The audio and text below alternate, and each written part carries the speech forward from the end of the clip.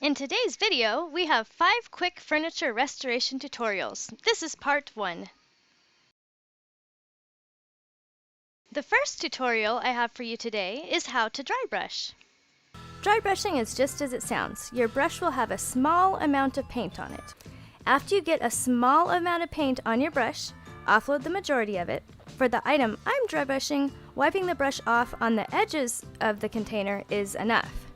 For some projects and different looks, you have to offload almost all the paint onto cardboard or scrap wood prior to starting the dry brush. Use the side of your brush to get some of the edges. If you want a nice clean line of paint on all the edges, use a foam brush. To get into small areas, use just the slanted part at the end of the foam brush and make sure you don't have too much paint on your brush.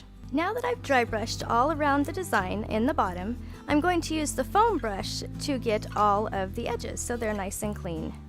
Even if you just choose to only go around the edges with your dry brush, it still makes the furniture really pop.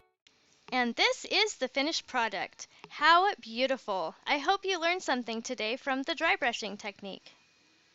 Tutorial number 2 is a hack to make drawers glide smooth.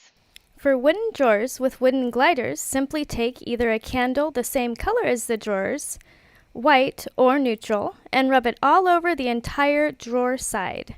Go back and forth or apply the unlit candle wax in a circular motion. Next, take a lint-free rag to buff the wax into the drawers using a circular motion. Buff just enough to get a smooth finish with the wax. Your goal is not to rub all of it off. You may see a little haze, and this is what we're going for. Be sure to get both sides of each drawer. In addition, you can apply the wax to the inner glide strips and the inside area that the drawer will be sliding into. No need to buff when completing this part. Number 3, how to distress chalk paint. What you need to distress with is some sandpaper, and I'm just using a used piece of sandpaper. A fairly low grit, it's probably like maybe 60 or 80. And I have my other sandpaper. This torn part does not say, but it's for wet sanding and dry sanding, and I'm pretty sure it's 400. You can't even really tell it's sandpaper. You'll go along the edges until you can see the wood peeking through. Anywhere that there was an indentation or something sticking out, I distressed. As you can see right here, this edge is already distressed, and by distressed, basically I mean it's been painted. I've taken sandpaper and I've sanded off some of the paint. And I've done it on the places that stick out a little bit more. So if this was a really old piece of furniture, which is actually refurbished. So it could be an old piece of furniture for all I know. But if it was a really old piece of furniture, these would be the areas that would have got dinged up and, you know, would have the paint kind of coming off. And that's the whole point of the distressed look. Then down here you can see I've also done it on the blue part. You can see it along here. If you do like any of these furniture projects, feel free to leave me a comment. I would love it if you subscribe, join my little YouTube family here. And if you have questions about the projects, you are more than welcome to ask them, and I will definitely get back to you and answer the question. And if it requires me to make a video to answer your question, then, you know, I'll make a video. Everybody used to want everything new, and now we take things that are new and make them look old. Now I'm just going to go back over it with my finer grit. There we go.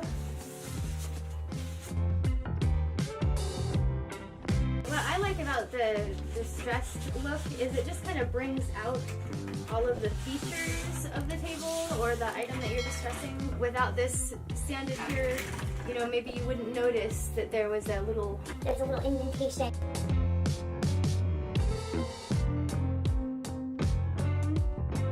All the edges and indentations are sanded. I could leave it like this and clear coat it, and I think it would look great. That's how a lot of people do it. One of the things that I really like to do after I distress something, rather than just leaving the wood like raw underneath, you know, just the raw wood color, I like to put stain over it. And it looks really neat because the stain will it'll tone down the blue. The advantage to putting stain over black paint is it makes the paint like absorbs the stain. It just kind of makes it look slicker and almost like black stained wood. The stain over the blue is just going to kind of tone the blue down a little bit. Number 4, a hack to get rid of ripples on wet wood. If you look really close, and I'll kind of just move it around in the light, you'll be able to see that it's got like bumpiness going on. And that bumpiness is the wood retaining water. This heat gun here, just kind of show you, this is where the heat comes out of. We'll not be turning that on near the camera. Then you've just got, it's made by Wagner, and I like it. It's got 2 settings, so let's get it going. I'm going to put it on the highest setting because this wood is still rippled up a lot. And all we're going to do is take and run the heat gun across the wood that is bubbled up. So let me zoom you in. There we go.